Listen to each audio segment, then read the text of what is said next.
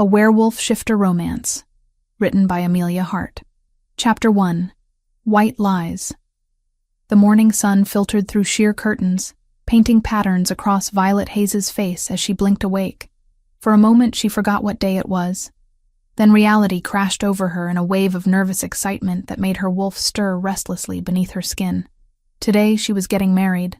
Violet sat up slowly, pressing a hand to her racing heart.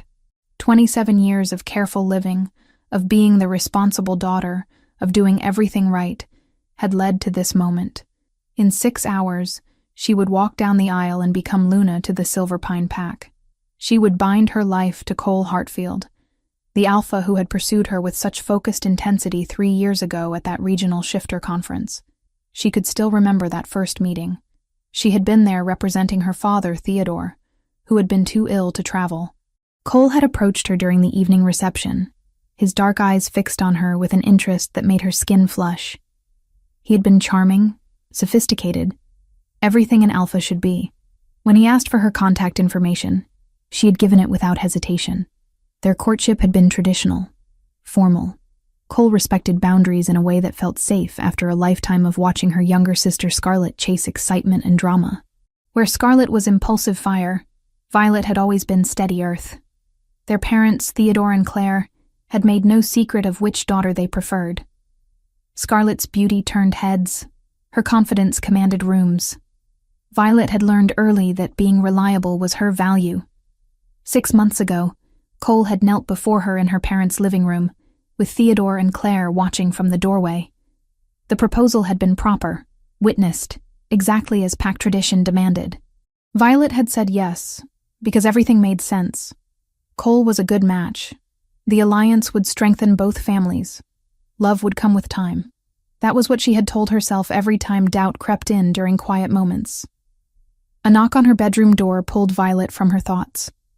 Her mother Claire slipped inside, already dressed in a soft blue dress that complemented her graying hair. As an Omega, Claire had always carried a gentle presence that put others at ease. This morning, though, tension lined her features. "Good morning, sweetheart," Claire said, moving to sit on the edge of the bed. "How are you feeling?" "Nervous," Violet admitted. "Is that normal?"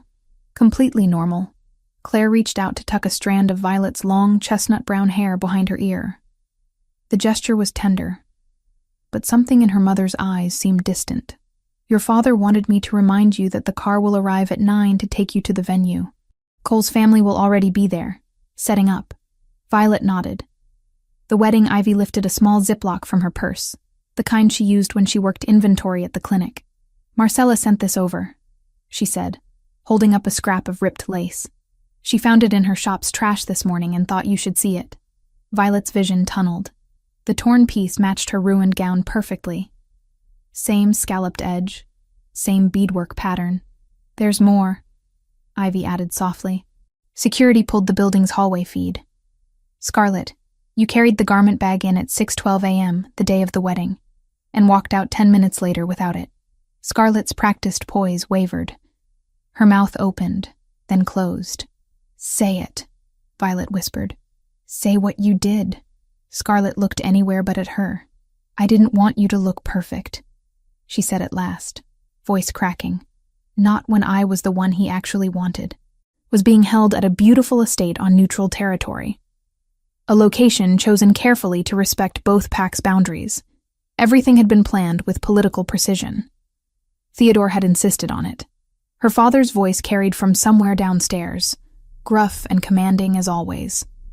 At 58, Theodore Hayes no longer held the beta title he had earned in his youth, but he still carried the authority of it. His influence in the shifter community remained strong, built on decades of strategic relationships. It was that influence Cole wanted. Violet understood that now, even if the knowledge stung. The arrangement made sense politically. Theodore's old pack needed protection from territory disputes. Cole's Silver Pine Pack needed the legitimacy that came from allying with a respected former Beta's family. Marriage had always been about more than love in their world. Claire stood, smoothing her dress. "I'll send Scarlett up to help you get ready. She's been so excited about today." After her mother left, Violet moved to the window. Outside, Autumn had turned the trees into blazes of gold and crimson. The sight should have calmed her. Instead, it reminded her how everything was changing, how nothing would be the same after today. Another knock, this one sharper.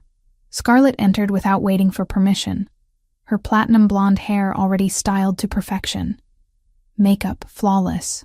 At 25, she had mastered the art of commanding attention. Her blue eyes sparkled with an energy that Violet had never quite understood. "The bride awakens," Scarlet said, her voice bright. "Ready to get you into that gorgeous dress?" They made their way to the guest room where Violet's wedding gown hung, protected in its garment bag. Scarlet had insisted on keeping it separate, claiming the main room was too crowded with preparations. Violet had appreciated the gesture at the time. Scarlet unzipped the bag with a flourish. Then she screamed. Violet rushed forward, her heart hammering. The sound that escaped her own throat was something between a gasp and a sob. Her wedding dress, the gown she had spent months selecting, that had cost more than she wanted to think about, hung in shreds. Long tears ran through the delicate lace. Dark stains, wine perhaps, soaked into the silk. The bodice gaped open where seams had been violently ripped apart. "Oh my God," Scarlet breathed, pressing her perfectly manicured hand to her mouth. "Violet, I'm so sorry. I don't understand. How did this happen?" Violet reached out with shaking fingers to touch the ruined fabric. Her wolf surged forward, fury and distress tangling into something primitive. Someone had destroyed her dress. Someone had deliberately sabotaged her wedding day. Who would do this? Violet whispered. Scarlet's face had gone pale beneath her makeup. "I don't know. But we need to figure out what to do. The wedding is in 5 hours. Panic clawed at Violet's chest. She thought of the guests already traveling to the venue, of Cole's family preparing, of her father's carefully laid plans unraveling. "Eliza," Violet said suddenly. Cole's mother had never hidden her disapproval of the match. The Luna of Silverpine Pack had wanted her son to marry someone from a more prominent family, someone with stronger political connections. Violet had felt the weight of that judgment every time they met. But even as she voiced the suspicion, it felt wrong. Eliza was cold, yes, but this kind of petty cruelty didn't match the woman's character. Eliza wielded power through words and social maneuvering, not vandalism. "We can worry about who later," Scarlet said, pulling out her phone. "Right now we need to find you another dress. There's a boutique downtown, Marcella's. They handle emergency alterations for pack events. Let me call." Violet stood frozen as her sister made rapid phone calls, her voice shifting between pleading and commanding. The dress on the hanger seemed to mock her. She wanted to shift, to run, to escape this nightmare, but betas didn't run from problems. They solved them. 30 minutes later, they were in Scarlet's car, racing toward downtown. The boutique owner, a stern wolf named Marcella, was already pulling options when they arrived. "This one," Marcella said, holding up a simple ivory gown. "It's not what you had, but it will fit with minor adjustments. I can have it ready in 2 hours." The dress was beautiful in its simplicity, but it wasn't the gown Violet had chosen. It wasn't the dress she had imagined wearing when Cole saw her walking down the aisle. Still, she had no choice. "We'll take it," Violet said. The ceremony began precisely on time. Violet stood in the bridal suite of the estate, wearing a dress that didn't feel like hers, her hands trembling around a bouquet of white roses. Through the door, she could hear the string quartet playing, could sense the gathered guests from both packs waiting. Theodore appeared in the doorway, wearing his formal suit. His gray eyes swept over her, and something flickered in his expression. Disappointment, maybe, or calculation. "You look beautiful," he said, but the words felt automatic. "Did you make this happen, Dad?" The question escaped before Violet could stop it. The deal with Cole. "Is this really about protecting your old pack?" Theodore's jaw tightened. "This alliance secures our family's future. Cole's expansion into northern territories will include protection agreements for the packs I still have influence with. Yes, I arranged it. That's what fathers do. They ensure their children's futures. By trading me like a political bargaining chip, by giving you a position of power as Luna of an important pack, Theodore's voice hardened. Scarlet will never have this opportunity. You should be grateful. The words struck like a physical blow. Even now, even on her wedding day, everything came back to Scarlet. The daughter their parents actually wanted. The music changed. It was time. Violet walked down the aisle on her father's arm, seeing everything through a haze of suppressed emotion. The estate's garden had been transformed into something from a fairy tale. White flowers everywhere, silk ribbons, guests in their finest clothing. The Silver Pine pack on one side, her family's friends, and Theodore's old connections on the other. And at the altar, Cole waited. He looked perfect in his black suit, his dark hair precisely styled, his posture radiating alpha authority. When his eyes met hers, Violet searched for warmth, for love, for anything that suggested this was more than a transaction. His expression remained neutral, professional. The ceremony proceeded. Violet heard herself making vows, felt Cole's hand, cool and firm, sliding a ring onto her finger. The officiant spoke about bonds and duty and pack unity. Nothing about love, nothing about choice. When Cole kissed her, it was brief, chaste, the kiss of two people fulfilling an obligation. The reception blurred together. Violet smiled until her face ached, accepted congratulations from wolves she barely knew, danced with her new husband while everyone watched. Cole's hand rested on her waist, maintaining exactly the proper distance. He spoke to her in low tones about the guests, about politics, about pack business. Never about them. Cole, she said during one dance. About the honeymoon. We need to postpone, he interrupted smoothly. There's a situation with the northern border territories. Council business. I'll need to handle it immediately. But we planned. Violet. His voice carried that alpha edge that made her wolf want to submit. This is important. You understand duty. It's one of the things I respect about you. Respect. Not love. Not desire. Respect. They left the reception in separate cars, Cole heading to pack headquarters for his emergency meeting, Violet driven to the apartment they were supposed to share. The driver helped her carry her bags inside, then left her alone in the unfamiliar space. Violet stood in the middle of the living room, still wearing her backup wedding dress, and felt the weight of her choices crushing down. This was her first night as a married woman, and she was completely alone. Her phone buzzed, a text from Cole. Don't wait up. This might take all night. She looked around the empty apartment, at the life she had just committed to, and felt her wolf howl inside her chest. This wasn't how it was supposed to be. This wasn't how any of it was supposed to feel. Violet sank onto the couch, careful not to wrinkle her dress, and wondered if the ruined gown had been an omen. A warning she had been too afraid to heed. Chapter 2. Unveiled Betrayal. 2 weeks of marriage felt more like 2 years. Violet had tried everything to settle into her new role as Luna of Silver Pine Pack, but the apartment she shared with Cole remained cold and unwelcoming despite her attempts to make it home. She hung curtains, arranged furniture, cooked meals that went uneaten. Cole was never there. Each morning he left before sunrise, claiming urgent pack business. Each night he returned well after midnight, reeking of stress and something else Violet couldn't quite identify. When she tried to initiate conversation, he responded with monosyllables. When she suggested they spend an evening together, he had another meeting, another crisis, another excuse. The pack house visits were worse. As Luna, Violet was expected to attend weekly gatherings where the female pack members discussed territory matters and community events. She had walked into her first meeting with genuine hope, ready to build relationships and prove her worth. The silence that greeted her entrance had been deafening. The women of Silver Pine Pack smiled with their mouths but not their eyes. They answered her questions with minimal politeness and changed subjects when she approached conversations. After an hour of being systematically frozen out, Violet had excused herself to the bathroom and called Ivy. Her best friend had picked up on the first ring. "How's married life?"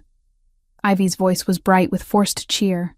"Ivy, something's wrong," Violet had whispered, pressing her back against the bathroom door. "Cole barely speaks to me. The pack women treat me like I'm invisible. This isn't what marriage is supposed to feel like. Give it time," Ivy had said, but her tone suggested she didn't believe her own words. You're adjusting to a new pack. These things take time. Now, standing in the produce section of the grocery store on a Tuesday afternoon, Violet heard her phone buzz. Ivy's name flashed on the screen. I need to see you, Ivy said without preamble. Can you meet me at the coffee shop? The one near your parents' house? 20 minutes later, Violet slid into a booth across from her best friend.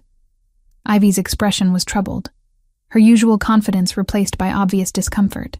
What is it? Violet asked, though part of her didn't want to know. Ivy pulled out her phone, scrolling through social media. I've been watching your sister's Instagram. Violet, look at this. The photos were innocuous at first glance. Scarlet in various cafes, restaurants, parks. But as Ivy scrolled, a pattern emerged. In the background of several shots, barely visible, was a man. The same man. Dark hair, broad shoulders, a tribal tattoo visible on one forearm. Cole. This was posted 3 days ago, Ivy said, enlarging an image. And this one last week. They're always in the same places at the same times. Either it's the world's biggest coincidence or they're seeing each other, Violet finished, her voice hollow. The words should have hurt more than they did. Instead, Violet felt a strange numbness spreading through her chest. It made sense. It explained everything. Cole's distance, the pack's coldness, the destroyed wedding dress that had forced her into a backup gown. I could be wrong, Ivy said quickly. Maybe I'm seeing patterns that aren't there. But Violet was already standing, gathering her purse. I need to go home. Violet, wait. Let me come with you. No. I need to see this for myself. The drive back to the apartment felt surreal. Violet's wolf paced restlessly beneath her skin, sensing her distress. She parked in the underground garage and took the elevator up, her heart hammering against her ribs. The apartment was supposed to be empty. Cole had left that morning claiming a full day of territorial negotiations.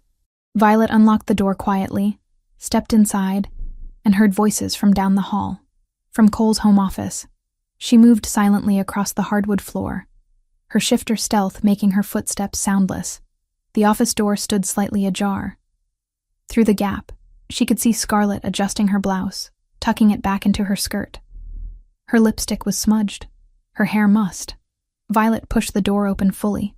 Scarlet spun around, her blue eyes widening in manufactured surprise. Violet? I didn't know you'd be home. Clearly. Violet's voice sounded distant to her own ears. She looked past her sister to where Cole sat behind his desk, his expression maddeningly calm. How long? How long what? Scarlet asked, but her tone was too innocent. Practiced. Don't. The word came out sharp. Don't insult me by pretending. How long have you been sleeping with my husband? Something flickered across Scarlet's face. Not shame. Not regret. Something closer to triumph. 3 months. The number hit Violet like a physical blow. 3 months. Her sister had been sleeping with Cole for 3 months, which meant the affair had started before the wedding, before Violet had walked down that aisle in her backup dress. You destroyed my wedding gown, Violet said, the pieces clicking into place with horrible clarity. That wasn't Eliza. It was you. Scarlet's smile was cold and beautiful. I couldn't let you walk down the aisle looking perfect. Not when you were stealing what should have been mine. Stealing? We're talking about my husband. Your husband. Scarlet laughed, the sound sharp and cruel.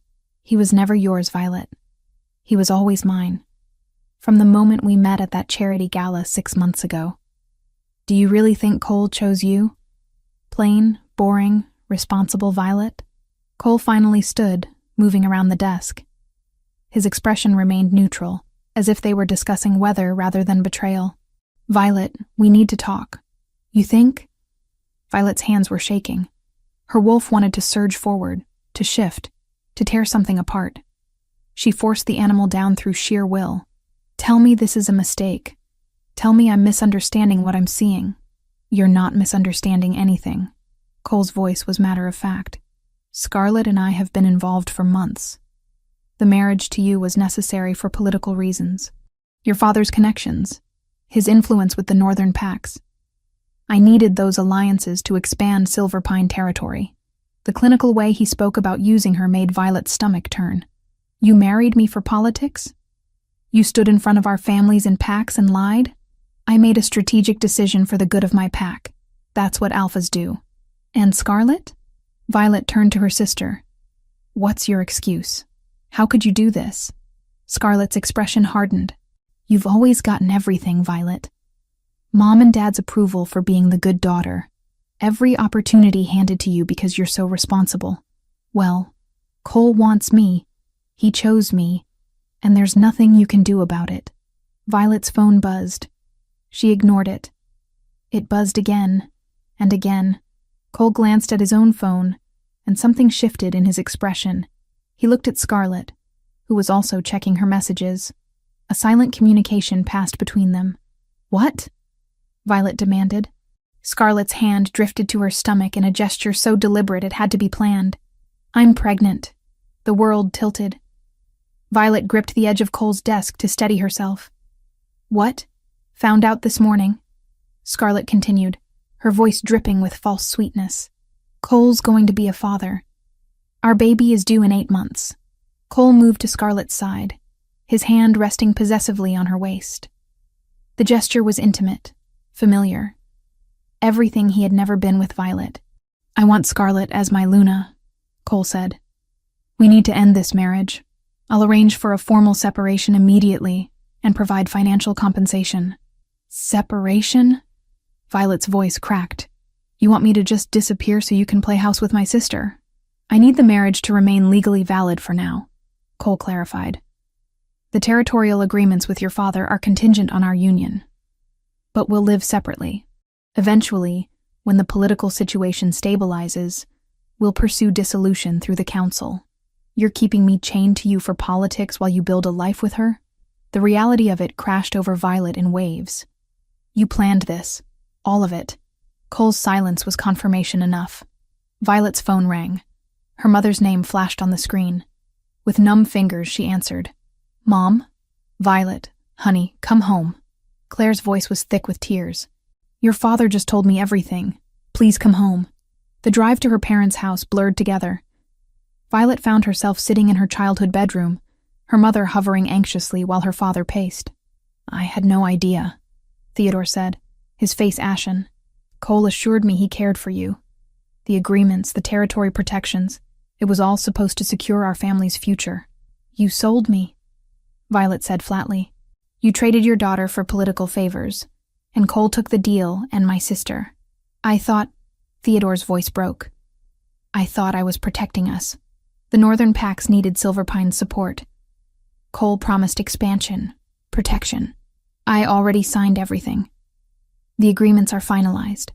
So you sacrificed me for nothing. Violet laughed, but the sound was hollow. Cole got what he wanted. He has your connections, your influence, and he gets to keep Scarlet as his real Luna, while I'm just a name on paper. Claire moved to sit beside Violet on the bed, wrapping an arm around her shoulders. This isn't your fault, sweetheart. None of this is your fault. But it felt like it was. Violet had walked into this marriage with open eyes, had ignored every warning sign, had convinced herself that duty and responsibility mattered more than love. She had been so determined to be the good daughter that she had handed herself over to be used. Another knock on the door. Ivy entered without waiting for permission, her arms full of boxes. I raided your apartment while Cole was out. Got your clothes, your personal things. You're staying here until we figure this out. Over the next hours, Violet's childhood bedroom transformed into a refuge. Ivy unpacked while Claire made tea that went cold. Theodore sat in the hallway, his head in his hands, looking older than his 58 years. Friends from her father's old pack called with hollow condolences. News of the separation was already spreading through the shifter community. By nightfall, Violet lay in her old bed, staring at the ceiling. Her phone kept buzzing with messages, pack members expressing false sympathy, Cole's lawyer sending preliminary separation documents, Scarlet's social media posts, already announcing her pregnancy with careful omissions about the father. Ivy climbed into bed beside her, just like they had done as teenagers. I'm so sorry, Vi. I should have known, Violet whispered. The destroyed dress, the cold ceremony, the way he looked at me like I was a business transaction. I should have run. You trusted him. That's not a weakness. But it felt like one. Violet had built her entire identity on being reliable, responsible, trustworthy, and she had been too blind to see that not everyone shared those values. That some people, like Cole and Scarlett, valued ambition and desire over honor and family. Her wolf whimpered inside her chest, wounded and confused. Violet closed her eyes and let the numbness wash over her. Tomorrow she would have to face the reality of her situation. Tonight, she just wanted to stop feeling anything at all. Chapter 3.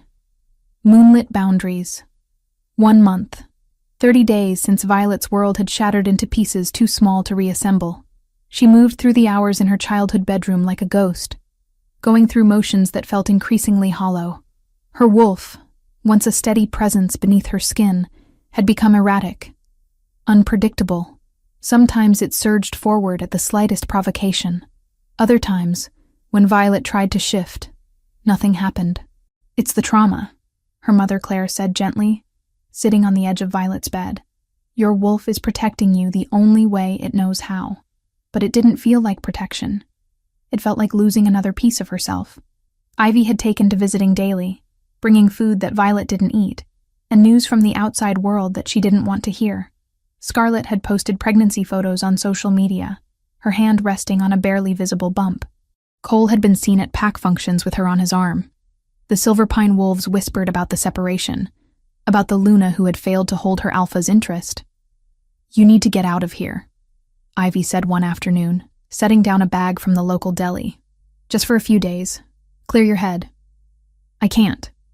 Violet stared at the ceiling, counting the cracks in the plaster. "What if Cole needs to contact me about the legal arrangements? What if you lose yourself completely while waiting for scraps from a man who never deserved you?" Ivy's voice was sharp with frustration. "Vi, you're disappearing. I can see it happening and it's terrifying." Violet sat up slowly. Her reflection in the mirror across the room showed someone she barely recognized. Hollow cheeks, dark circles under once bright green eyes, hair that needed washing. The responsible daughter had become a cautionary tale. "Where would I even go?" she asked. "Your grandmother's cabin, the one up near Riverbend Territory. It's been sitting empty since she passed. You loved it there as a kid." The memory surfaced through the fog. Summer vacations spent in a small cabin surrounded by pine trees, her grandmother teaching her to identify animal tracks and edible plants.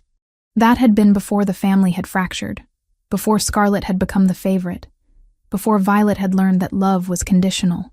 "It's isolated," Ivy continued. "No one to judge you. No one to tell you how you should be feeling. Just you and the forest." "I don't know if I can shift properly," Violet admitted. "What if I get stuck?" "Then you get stuck.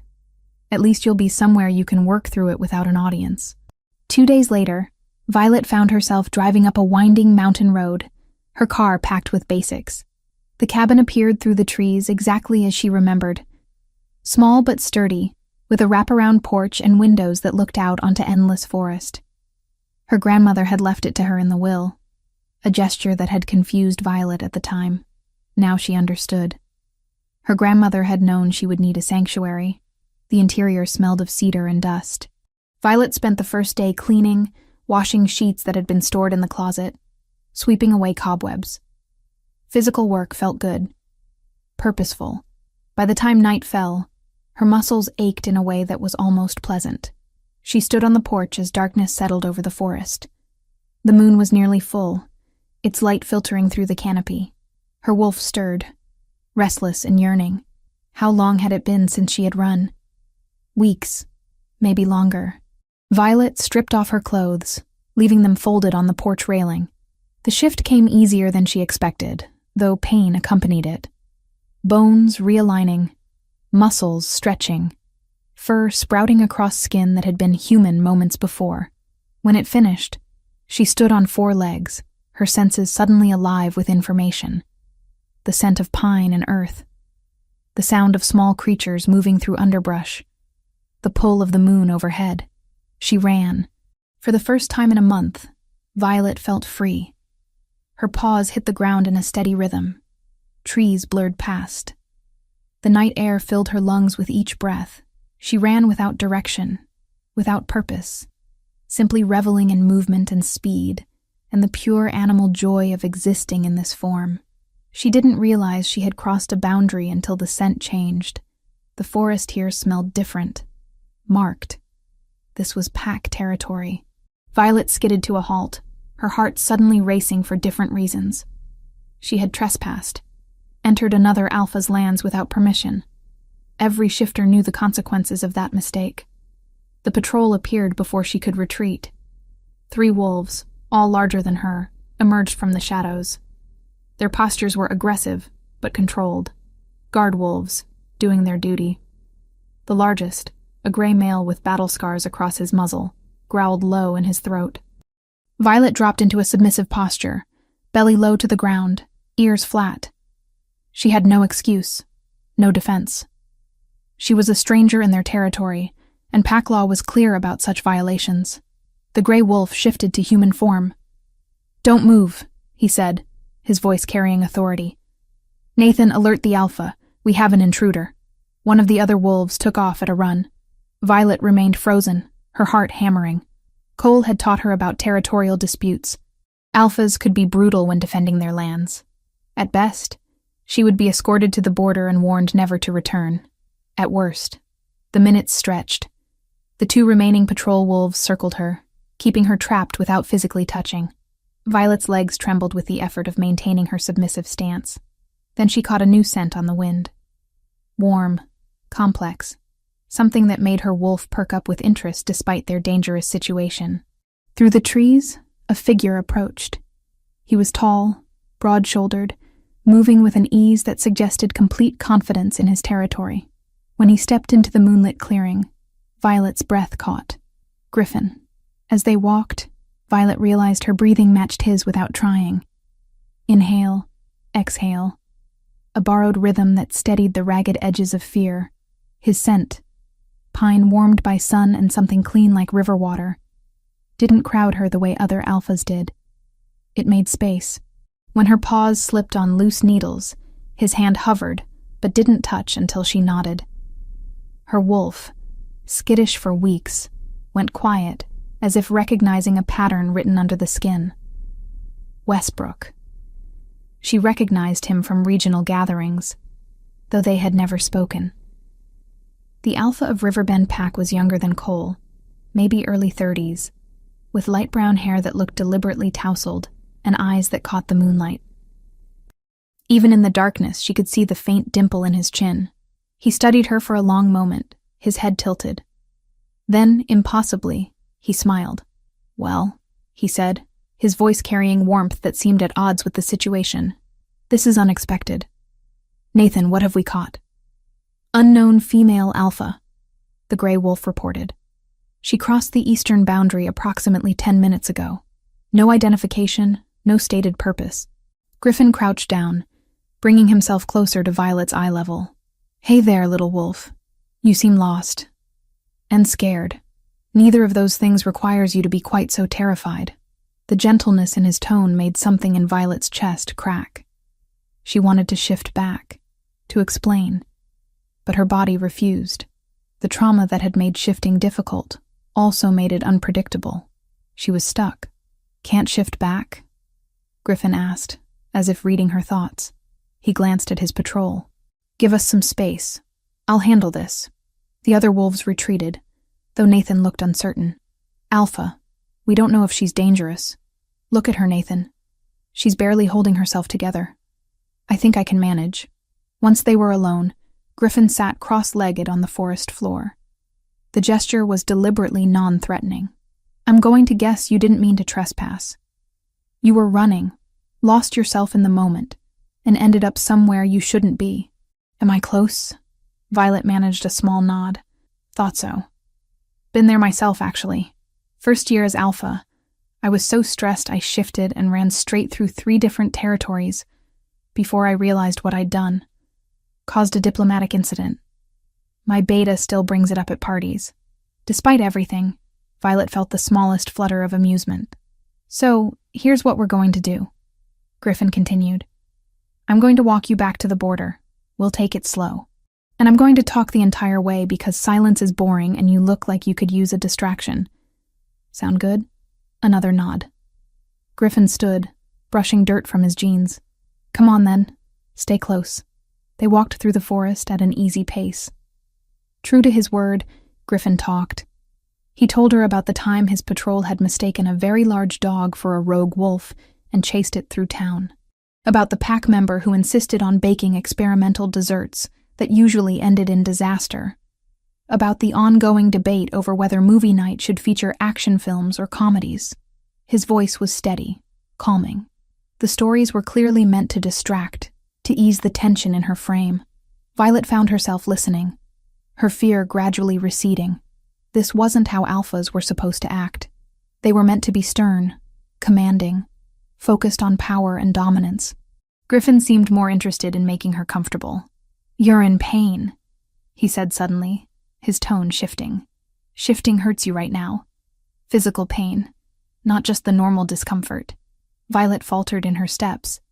How had he known? I can smell it, Griffin explained. And I can see it in the way you're moving. Trauma does that sometimes. Makes the shift unpredictable. Makes everything harder. He paused. Whatever you're going through, whatever brought you to my territory tonight, I'm sorry. The kindness in his voice was too much. Violet felt her control slipping. She needed to shift back. Needed to explain. Needed to leave before she completely fell apart in front of this stranger. Take your time, Griffin said softly. There's no rush. We're almost to the border anyway. They emerged into a small clearing. Griffin pointed to a line of stones marking the boundary. That's neutral territory. Once you cross, you're safe from pack law. Violet focused every ounce of willpower on the shift. It came reluctantly, painfully. Her bones protested the change. Her muscles spasmed. When it finally finished, she collapsed to her knees, gasping. Griffin immediately pulled off his jacket and draped it around her shoulders. Easy. You pushed too hard. I'm sorry. Violet managed through tears she couldn't control. I didn't mean to trespass. I wasn't thinking. I just needed to run, and I lost track of where I was. Hey, no harm done. Griffin crouched beside her again. You want to tell me why shifting hurt that much? Violet shook her head. It's complicated. Most things worth discussing are. He studied her face in the moonlight. You're not from any pack I recognize. New to the area? Temporary, Violet said. I'm staying at my grandmother's cabin. Just for a few days. The old Hayes property. Griffin's expression brightened. I remember your grandmother. She used to bring cookies to the pack house when I was a kid. You're her granddaughter? Violet Hayes. Something shifted in Griffin's eyes. Recognition. She watched him connect the dots. Hayes. The failed marriage to Silver Pine's Alpha. The separation that had become gossip fodder throughout the region. But instead of pity or judgment, Griffin simply said, Well, Violet Hayes, I'm Griffin Westbrook, and I'm glad you're okay. He stood, pulling a phone from his pocket. I'm going to give you my number. If you need anything while you're here, call. If you want to run but you're worried about crossing boundaries again, call. If you just need someone who won't ask questions, call. Why would you do that? Violet asked. You don't know me. Griffin smiled, and the dimple appeared in his chin. Because everyone needs someone who understands what it's like to lose control sometimes. And because you looked like you needed a friend tonight more than you needed an alpha enforcing territory rules, he helped her to her feet, steadying her when she swayed. Get some rest. Your wolf will feel better after you've slept. Violet watched him disappear back into his territory, his jacket still warm around her shoulders. In her hand, his phone number glowed on her screen. For the first time in a month, she felt something other than despair. It was small, fragile, barely there at all, but it felt remarkably like hope. Chapter 4. Roots and Renewal. 3 nights after her encounter with Griffin, Violet woke at 2 a.m, drenched in sweat, her heart racing so fast she thought it might burst through her ribs. The nightmare had been vivid, Cole's voice telling her she was worthless, Scarlett laughing, the wedding dress in shreds, her parents watching with disappointment etched across their faces. She stumbled out of bed, legs shaking, and barely made it to the bathroom before she was sick. Her reflection in the mirror showed someone she didn't recognize. Wild eyes, trembling hands, the panic attack. The healer's hands were steady and cool against Violet's pulse. "Your wolf isn't failing you," she said, listening to Violet's breath. "She's overprotecting you." Acute betrayal trauma can scramble the feedback loop between human mind and animal instinct. Your shifts stall, come late, or hurt. We treat it like any torn muscle. Slow exposure, consistent grounding, and someone you trust talking you back when panic spikes. Will it stop? It won't vanish overnight, the healer said, but it will answer to patience and practice. You're already mending. Gripped her chest like a vice, making it impossible to breathe properly. Her phone sat on the nightstand.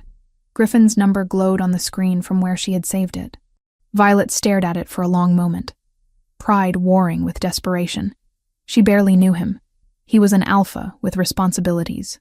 It was the middle of the night. Her fingers dialed before conscious thought could stop them. He answered on the second ring, his voice alert despite the hour. "Violet, what's wrong?" "I can't breathe," she managed. "I'm sorry. I shouldn't have called. I don't know why Where are you? The cabin." "Yes. I'll be there in 15 minutes. Stay on the line with me." Griffin talked to her the entire drive. Not about anything important. Just steady conversation about his beta Nathan's terrible cooking skills, about the pack member who kept accidentally setting off the fire alarms during full moon gatherings, about the ongoing debate over whether werewolves could actually enjoy vegetables, or if that was a myth. His voice anchored her. By the time headlights swept across the cabin windows, Violet's breathing had steadied enough that she could unlock the door. Griffin stood on her porch holding a thermos and a paper bag from the 24-hour diner in town. Chocolate, the solution to most of life's problems. Also French fries, because sometimes carbs help. Violet found herself laughing despite everything. "You brought me comfort food at 2 a.m. I brought me comfort food. You just happened to benefit." He held up the bag. "Can I come in?" They sat on the cabin floor with their backs against the couch, the thermos of hot chocolate between them. Griffin didn't ask what had triggered the panic attack. Instead, he told her about taking over as alpha at 28 when his father had unexpectedly stepped down. "I had no idea what I was doing," Griffin admitted, stealing one of Violet's fries. "My first pack meeting, I accidentally called for a vote on something that alphas traditionally just decide. Nathan spent the next hour explaining why I'd just undermined my own authority. But you figured it out," Violet said. "Eventually, with a lot of mistakes along the way." His honey-colored eyes found hers. "The point is, everyone feels lost sometimes. Everyone has moments where they can't breathe, where the weight of everything crashes down. It doesn't make you weak. It makes you human. Or, wolf. Whatever." The sky was turning pink with dawn when Griffin finally stood to leave. "I have a favor to ask. We're working on a reforestation project along the eastern boundary. Planting native species, restoring habitat. Could use an extra set of hands if you're interested." "I don't know anything about forestry," Violet said. "Neither did I before we started. But it turns out digging holes and putting trees in them is remarkably therapeutic." Over the next 2 weeks, Violet found herself spending more time on Riverbend territory than at the cabin. The reforestation project became a routine. She would arrive mid-morning to find Griffin and a rotating crew of pack members already working. They planted saplings, cleared invasive species, marked areas for future growth. The physical labor was exactly what Violet needed. By a week later, Marcella emailed a formal statement and footage stills. Claire submitted them to the council's ethics board, and the verdict came quiet and clean. Community service, restitution for the destroyed gown, and a temporary ban on attending interpack functions unsupervised. For once, Scarlett's beauty didn't open any doors.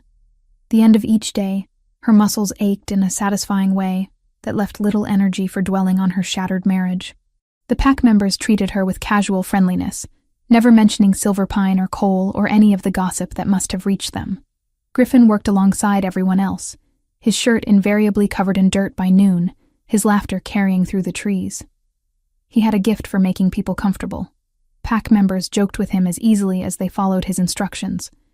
There was no rigid hierarchy, No fear-based obedience, just genuine respect. Your pack really loves you, Violet observed one afternoon as they took a water break. Griffin shrugged, looking almost embarrassed. They tolerate me, mostly because Nathan keeps me from making terrible decisions. That's not what I see. What do you see? Violet considered the question carefully. I see an alpha who cares more about his people than his power, who shows up at 2 a.m. with chocolate when someone needs help, who gets his hands dirty instead of just giving orders. Something shifted in Griffin's expression. The usual humor faded, replaced by an intensity that made Violet's breath catch. And what about you, Violet? What do you need? The question hung between them. Violet was acutely aware of how close they were standing, how the afternoon sun caught gold highlights in his hair, how his scent of pine and something uniquely him seemed to wrap around her. I don't know anymore, she admitted. Griffin reached out slowly, giving her time to retreat, and tucked a strand of hair behind her ear. His fingers lingered against her cheek. I think you do. You're just afraid to want it. Violet's heart hammered. She swayed toward him, drawn by something she couldn't name. His gaze dropped to her lips. The moment stretched, charged with possibility. Then her phone rang, shattering the tension. Cole's name flashed on the screen. Violet stepped back quickly, answering with a trembling hand. What do you want? We need to finalize the separation paperwork, Cole said, his voice cold and businesslike. Where are you? That's none of your concern. It is if you're ignoring legal documents. I'm sending my lawyer to your parents' house. Be there tomorrow at 2. The call ended before Violet could respond. She stood frozen, the phone still pressed to her ear. Everything okay? Griffin asked carefully. Cole wants to meet about the separation. Do you want company? Moral support? Violet shook her head. I need to handle this myself. But the next afternoon, when she arrived at her parents' house to find Cole's car already in the driveway, her courage faltered. She sat in her vehicle for several minutes, gathering strength. The front door opened. Cole stepped out, spotted her car, and his expression darkened. Then his gaze shifted to something behind her. Violet turned to see Griffin's truck pulling up to the curb. I thought you might want backup after all, Griffin said, climbing out. Nathan's waiting at the coffee shop down the street if you need us to disappear. Cole stalked toward them, every line of his body radiating alpha aggression. Who the hell is this? Griffin Westbrook, Griffin said pleasantly, extending his hand. Alpha of Riverbend Pack. Cole ignored the offered handshake. What's the Alpha of Riverbend doing with my wife? Your separated wife, Griffin corrected, his tone still friendly but with an edge beneath.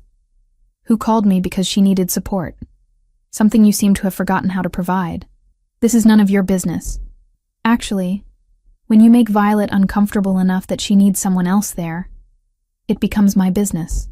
Violet stepped between them before the territorial posturing could escalate. Cole, let's just get this over with.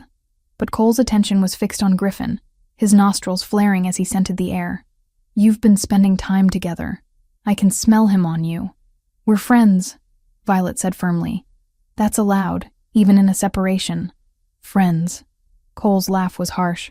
How convenient. You couldn't hold my interest, so you're already moving on to another alpha? The words struck like physical blows. Violet felt her wolf surge forward, fury replacing fear. But before she could respond, Griffin moved smoothly between them.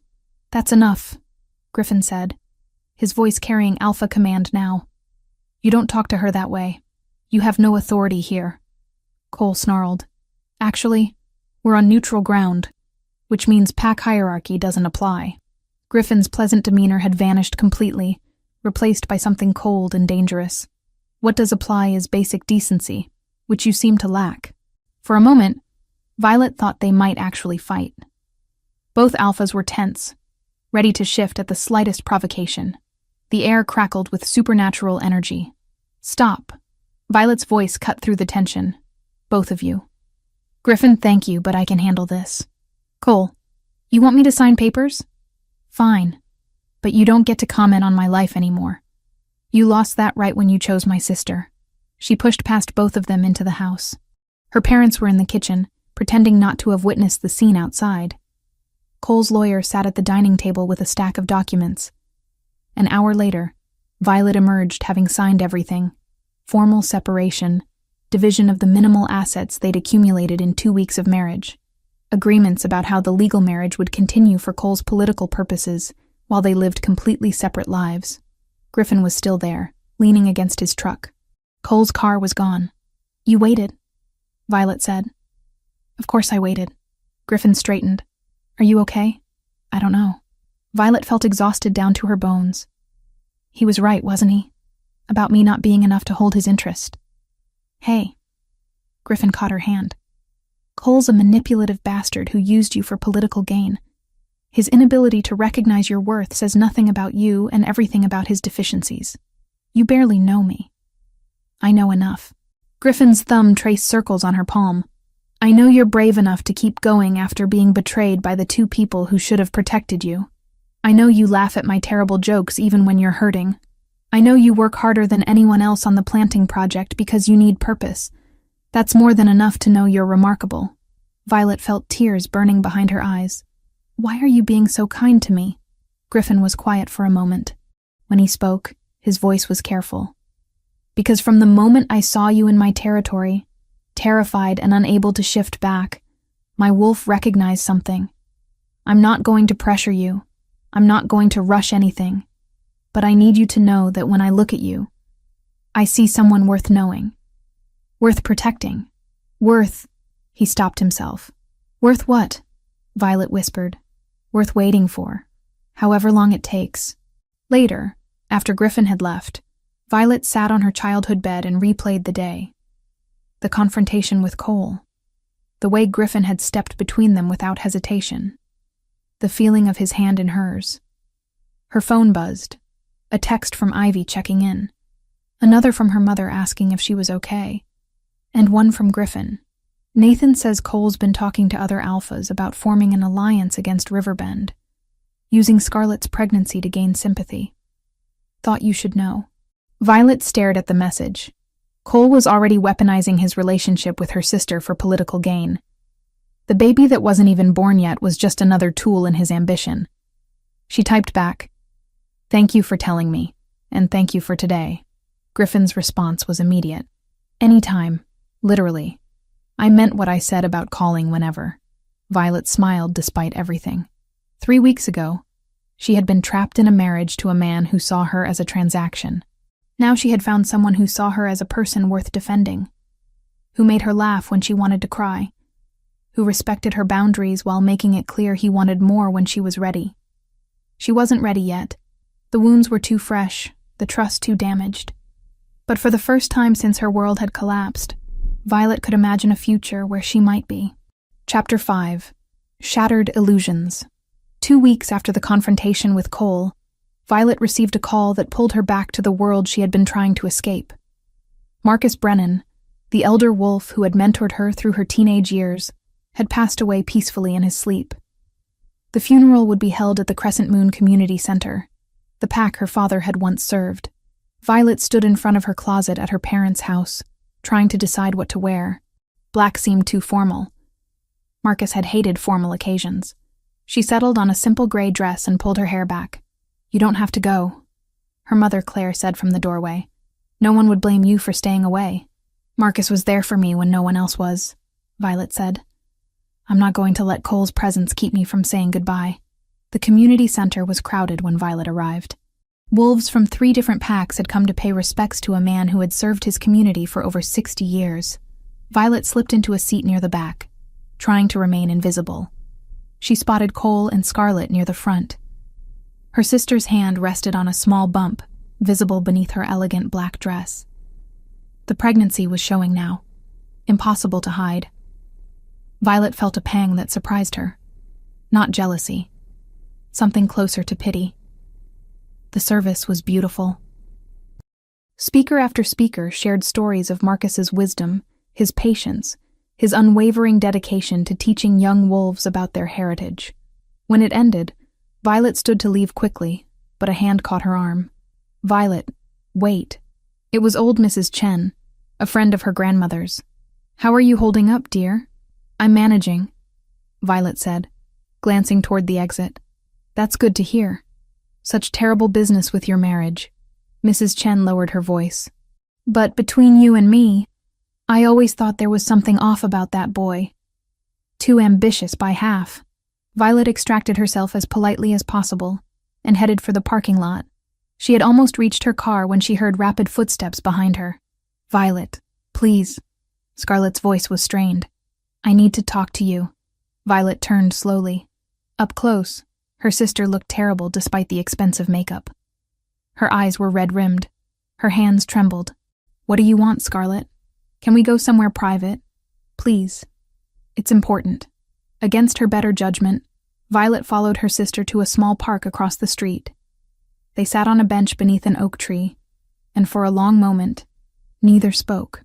I lost the baby, Scarlett said finally, her voice barely above a whisper. 3 days ago, I woke up bleeding and I knew. The doctor confirmed it.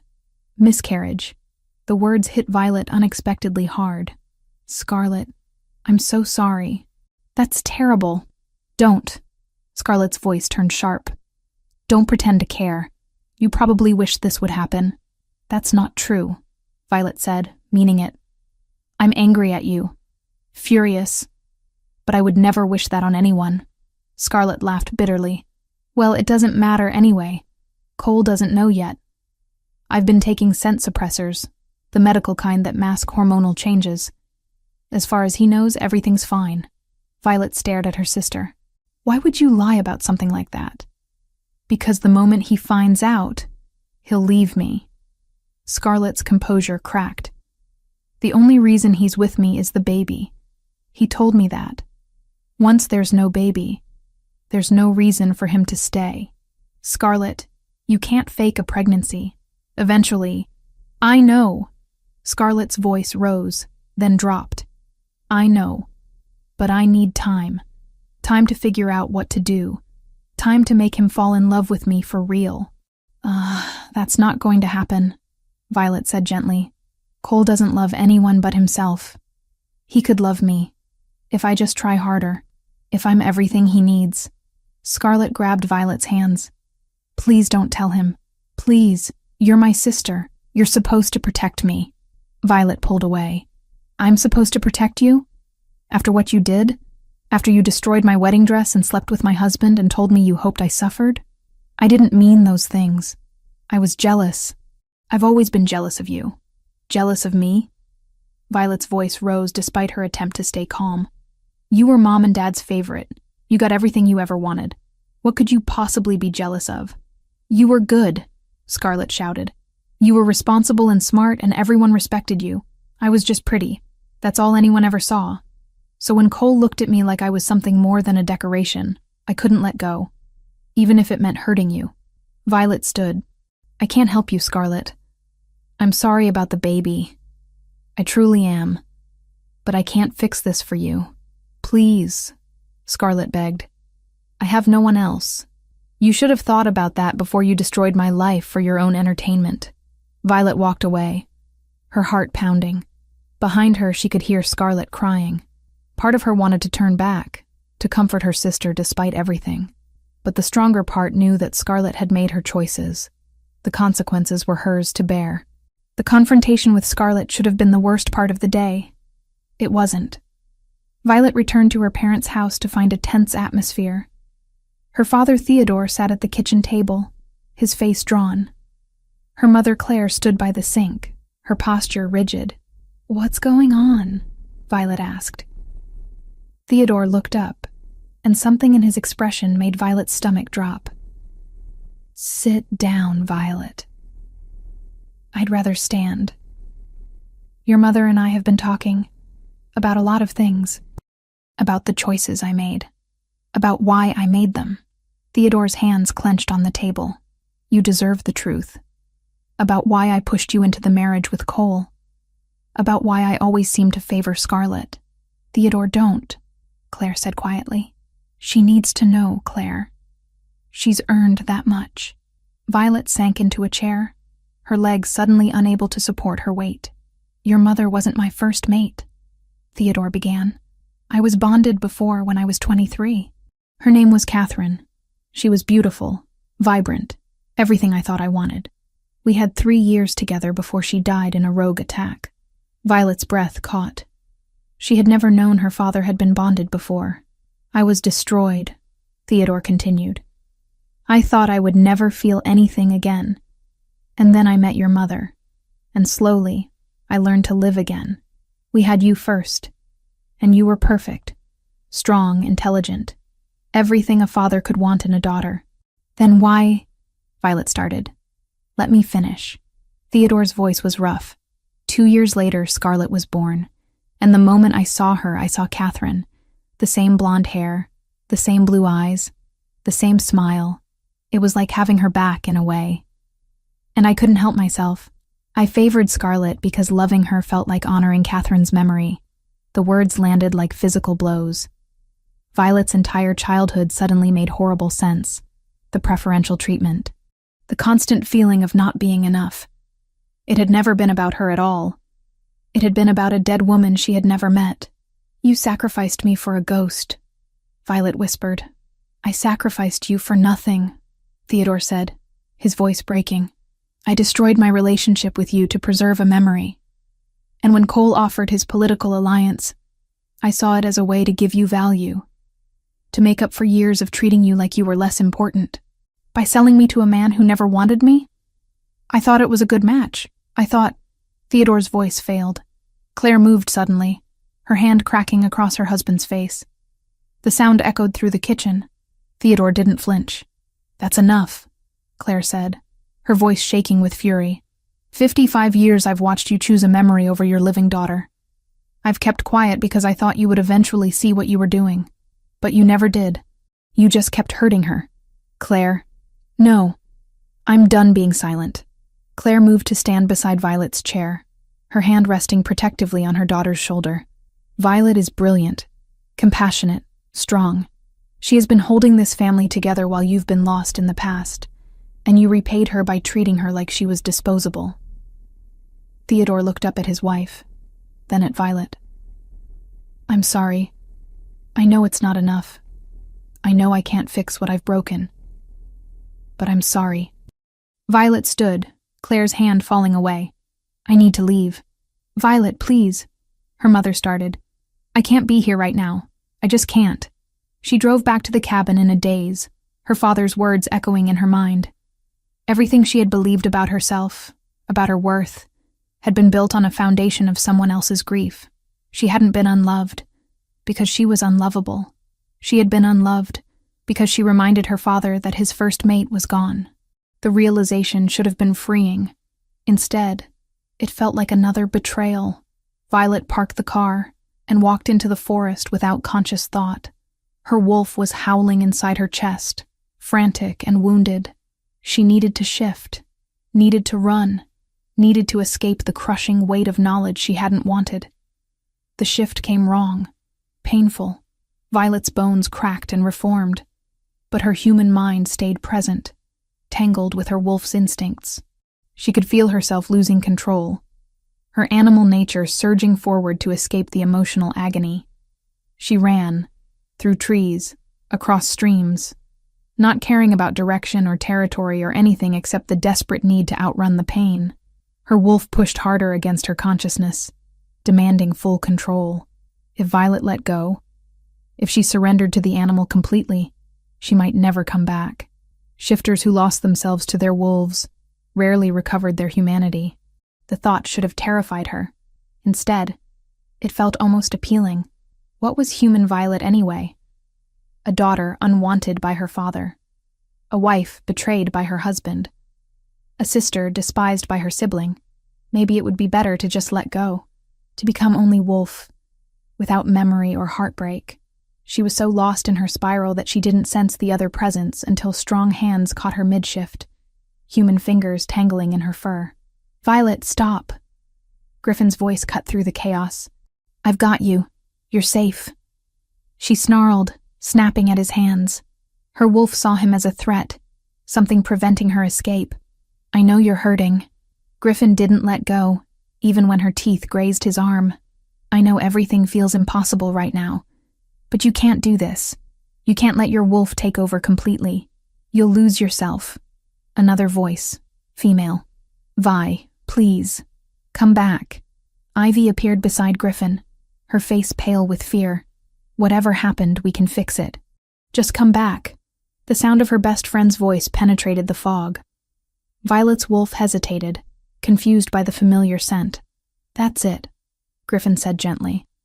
His hands moved to cradle her wolf's head, his touch firm, but careful. You're stronger than this, stronger than the pain. Come back to us. His voice carried alpha command, but it was gentle, coaxing rather than forcing. Violet felt her human mind gaining ground, pushing back against her wolf's desperate bid for control.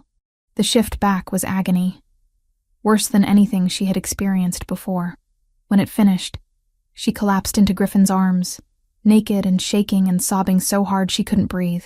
I've got you, Griffin murmured, wrapping his jacket around her. You're safe. I promise you're safe.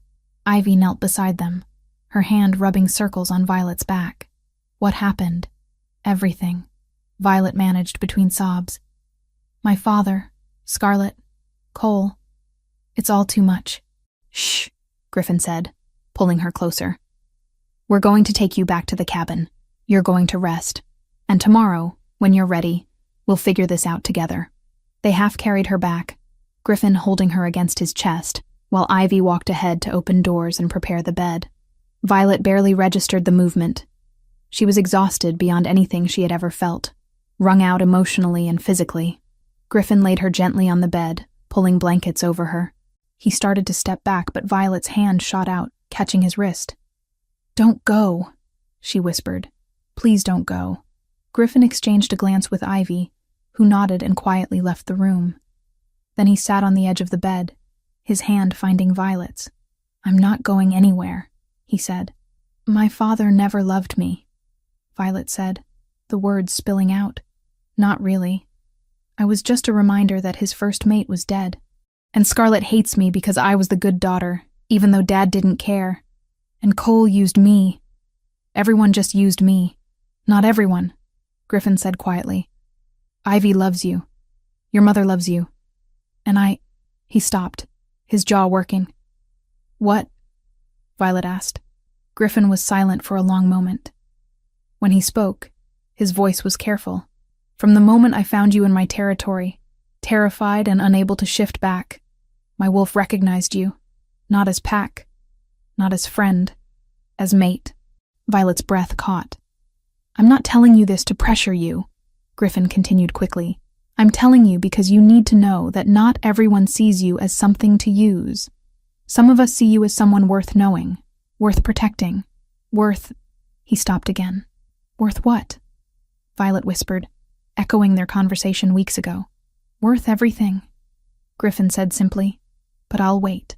However long it takes for you to heal, to trust again, to be ready, I'll wait. Violet stared at this man who had appeared in her life at her lowest moment, who had showed her kindness without expecting anything in return, who had defended her against Cole, who had just prevented her from losing her humanity entirely. I'm broken, she said. You're healing, Griffin corrected. There's a difference. He stayed beside her until she fell asleep, his presence a steady anchor in a world that had tilted too far off its axis. And somewhere in the darkness before sleep claimed her completely, Violet realized that maybe, eventually, she could learn to trust again, to hope again, to believe that she deserved the kind of love Griffin was offering. But not yet. First, she needed to survive. Chapter 6. Blood and Victory. 1 week after Violet nearly lost herself to her wolf, life had taken on a tentative rhythm. She spent her mornings at the cabin, afternoons working on the reforestation project with Griffin's pack, and evenings processing everything that had happened.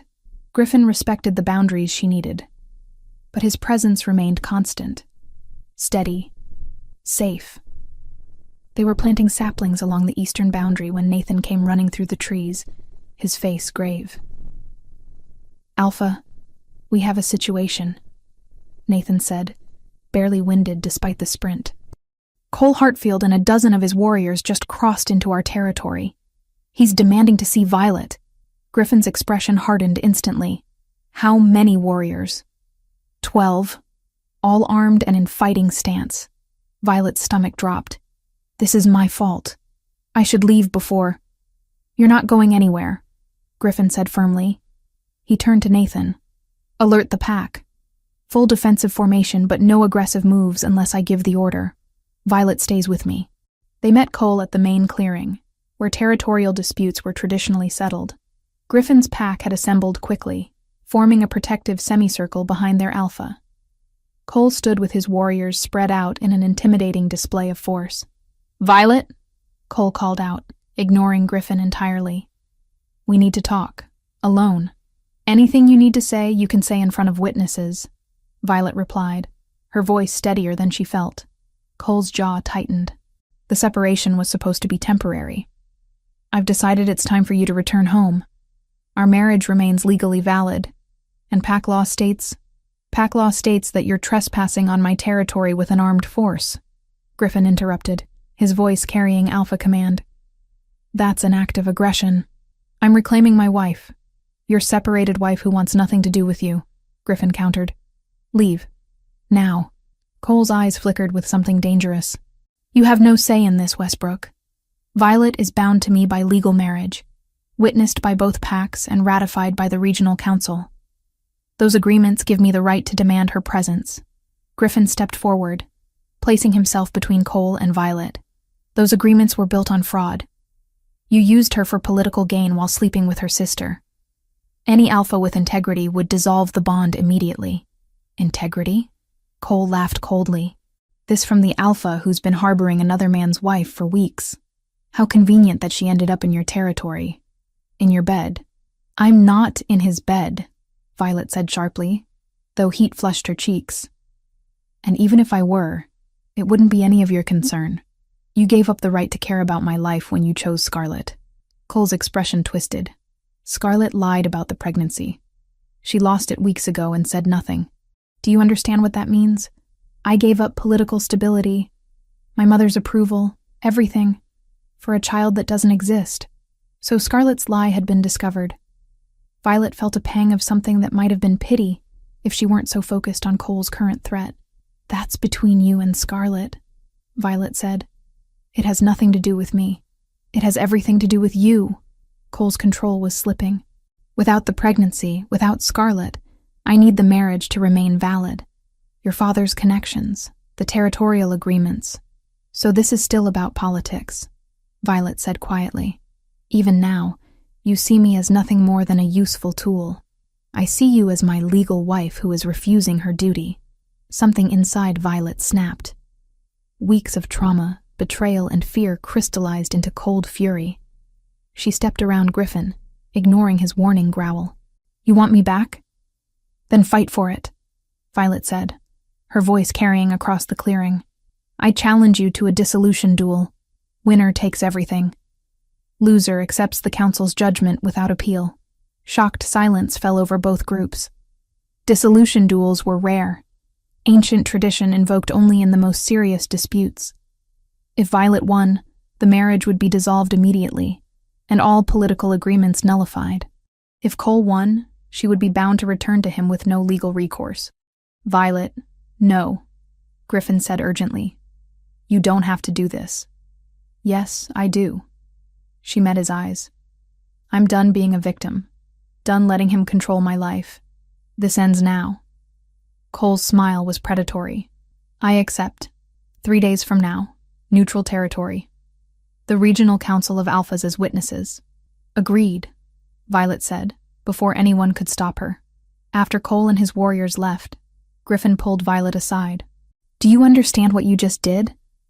Dissolution duels are brutal. No rules except no death blows.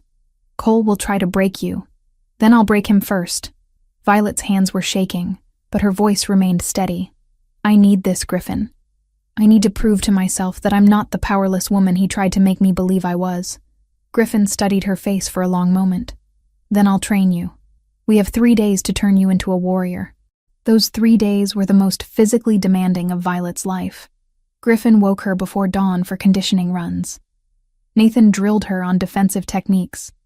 Other pack members taught her how to read an opponent's tells, how to use her smaller size as an advantage, how to turn defense into offense. Griffin was relentless, but patient. When Violet's form slipped, he corrected gently. When exhaustion made her sloppy, he pushed her to find reserves of strength she didn't know existed. At night, he tended her bruises and strained muscles with a healer's touch. "You're ready," Griffin said on the evening before the duel. They sat by the cabin's fireplace, Violet's body aching, but her mind clear. "But I need you to promise me something." "What?" "If it goes wrong, if he's about to seriously injure you, surrender. Your pride isn't worth permanent damage, and if I surrender, I go back to him. Then I'll find another way to get you free," Griffin said fiercely. "Legal challenges, council appeals, something. But I won't watch you die for the principle of the thing." Violet reached for his hand. "I'm not going to die. I'm going to win." The neutral territory was a clearing in the forest between 3 packlands, designated centuries ago for settling disputes. When Violet arrived with Griffin and Ivy, she found it already crowded. The regional council of alphas sat in a raised section, 5 stern-faced wolves who would judge the combat. Cole stood in the center with his mother Eliza and several Silverpine pack members. "You came," Cole said as Violet approached. "I half expected you to run." "I'm done running from you." The head counselor, an ancient alpha named Morrison, stepped forward.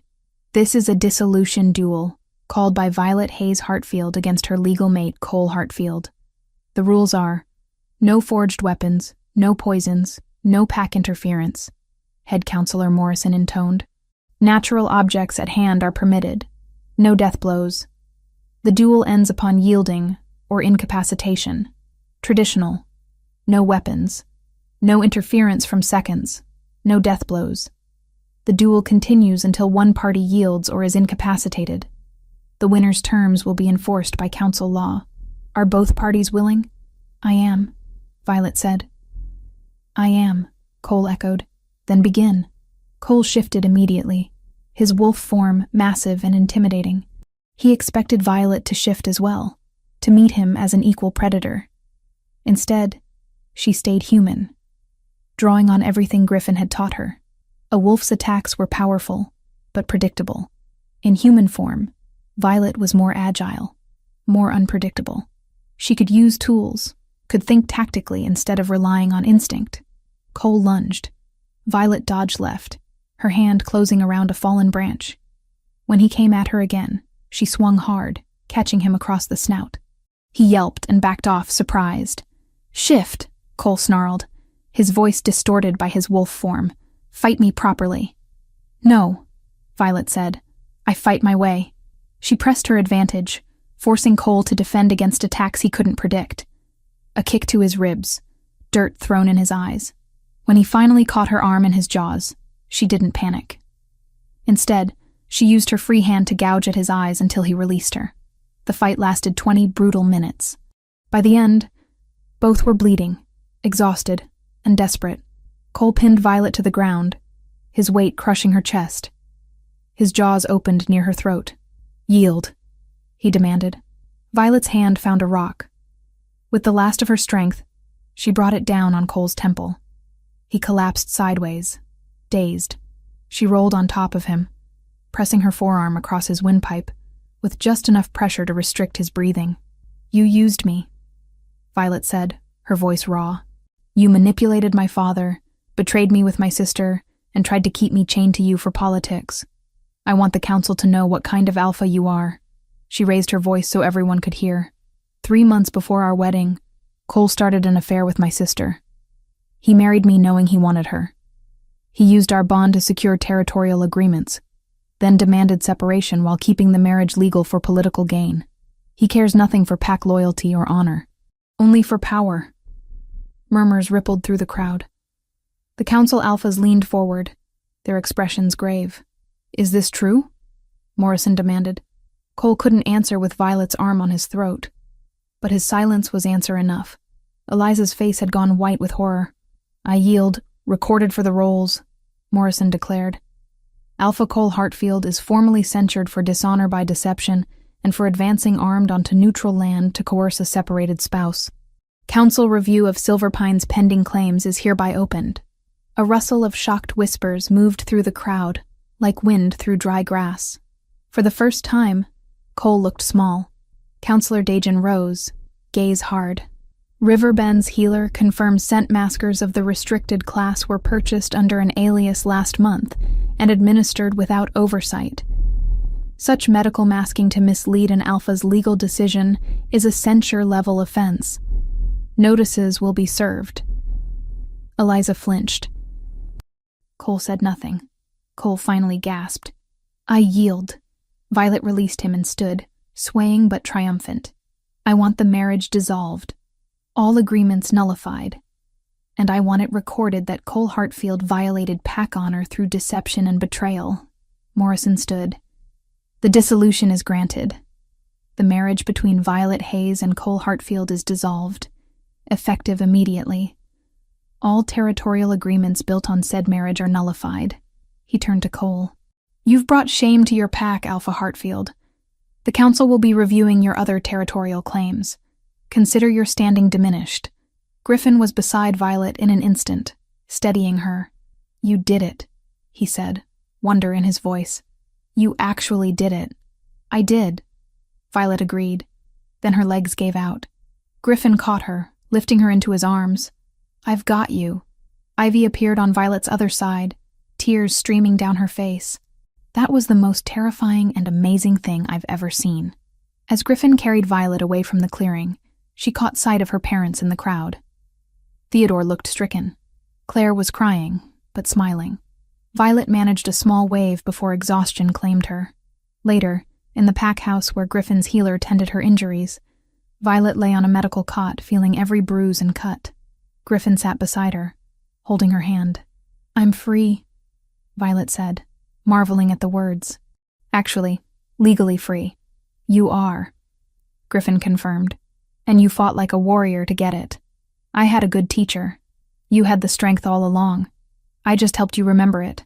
Violet turned to face him fully. His honey-colored eyes were warm with pride and something deeper. She thought of everything he had done for her. The midnight chocolate, the patient training Griffin watched her stance settle into something old and remembered. That weight shift. Who taught you that? Marcus Brennan, Violet said, breath fogging in the cold. He used to make me shadow box in the community center after everyone left. Said a beta's best weapon was timing. Good, Griffin replied, circling. Then we're not teaching. You're retrieving. And piece by piece, her body remembered what grief had buried. The way he had stood between her and Cole without hesitation. The way he made her laugh when she wanted to cry. The way he had waited, respecting her healing process, even when his wolf recognized her as mate. Griffin, she said softly. Yeah? Thank you. For everything. For seeing me when I couldn't see myself. He smiled, the dimple appearing in his chin. Always. Violet leaned forward slowly, giving him time to understand her intention. When their lips met, it was gentle at first, tentative. Then Griffin's hand came up to cup her face, and the kiss deepened. It tasted like freedom, like possibility, like home. When they finally pulled apart, Griffin rested his forehead against hers. Was that okay? More than okay, Violet assured him. It was perfect. Outside, the sun set over Riverbend territory, painting the sky in shades of gold and crimson. Violet was bruised, exhausted, and legally free for the first time in months, and she was exactly where she belonged. Chapter 7. Moon's Blessing. 1 month after the dissolution duel, Violet woke in Griffin's pack house to sunlight streaming through windows she had chosen the curtains for. The room smelled of cedar, and the faint trace of Griffin's scent from where he had sat beside her bed the night before, talking until she fell asleep. They had maintained careful boundaries even as their connection deepened. Griffin never pushed, never assumed. He waited for her to be ready. Violet stretched, feeling her muscles respond without the lingering pain that had plagued her for weeks after the fight with Cole. Her wolf stirred contentedly beneath her skin, no longer the fractured, frightened creature that had nearly consumed her humanity. Healing had come slowly, but it had come. She found Griffin in the pack house kitchen, attempting to cook breakfast while Nathan tried to save the bacon from burning. I'm an alpha, Griffin was saying, waving a spatula. I should be able to handle basic cooking. You're an alpha who once set water on fire. Nathan countered, rescuing the pan. Stick to what you're good at, like leadership, and not dying of food poisoning. Violet laughed from the doorway. Both men turned, and Griffin's face lit up in a way that made her heart flutter. "Morning," he said, abandoning the stove entirely to move toward her. "How'd you sleep?" "Better than I have in months." It was true. The nightmares had faded. The panic attacks had become rare. Violet had started a rehabilitation program at the pack house for shifters dealing with trauma, using her own experience to help others navigate the difficult path between breaking and healing. The work gave her purpose beyond her own recovery. "I have something to show you," Griffin said, after they'd eaten the breakfast Nathan had salvaged. "If you're up for a walk." They hiked to the eastern boundary where the reforestation project had transformed bare earth into a thriving young forest. Saplings stood tall now, their roots taking hold. The land that had been damaged was becoming whole again. "This is where it started," Griffin said, standing among the trees they had planted together. "You were so broken when you first came here. I watched you plant these trees with hands that shook, and I saw you get stronger with every hole you dug. You helped me see I could be more than what Cole and my father made me believe," Violet said softly. Griffin turned to face her fully. "Violet, I've waited because you needed time. I've respected your boundaries because you deserved the space to heal. But my wolf has known since that first night in my territory. You're my mate, my true mate. And if you're ready, if you want this, I want to make it official." Violet's breath caught. The claiming ritual was sacred, permanent, binding two souls under the moon goddess's witness. It wasn't something to enter lightly. "I want this," she said, the words coming easier than she expected. "I want you. Not because I need rescuing or because I'm afraid of being alone. Because you make me laugh when I want to cry. Because you see me. Really see me. Because when I'm with you, I feel like I've finally come home." Griffin's smile was radiant. "The full moon is in 3 days. We can do the ritual then, if you're certain." "I'm certain."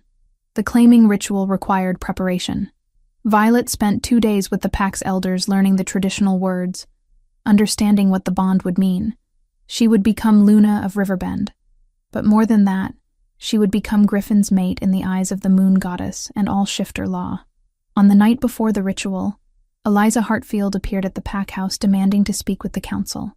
"My son's loss of status has damaged Silverpine's standing," Eliza said coldly when the regional council assembled. The dissolution was based on false testimony. Violet manipulated the council with emotional appeals while ignoring Cole's legitimate rights as her legal husband. Griffin stood beside Violet, his hand finding hers. The council witnessed the duel. They heard the testimony. Cole's deception was exposed by his own actions. "Nevertheless, I'm petitioning for a review," Eliza continued. "And I'm formally objecting to any mate bond between Violet Hayes and Alpha Westbrook. Such a union would be built on the ruins of my son's marriage." Alpha Morrison, who had presided over the duel, leaned forward. "Mrs. Hartfield, your son married Violet under false pretenses while carrying on an affair with her sister. He maintained the marriage for political gain after demanding separation. The council found his actions dishonorable. There are no grounds for review." "Then let me speak plainly," Eliza said, her gaze shifting to Violet. "I knew about the affair.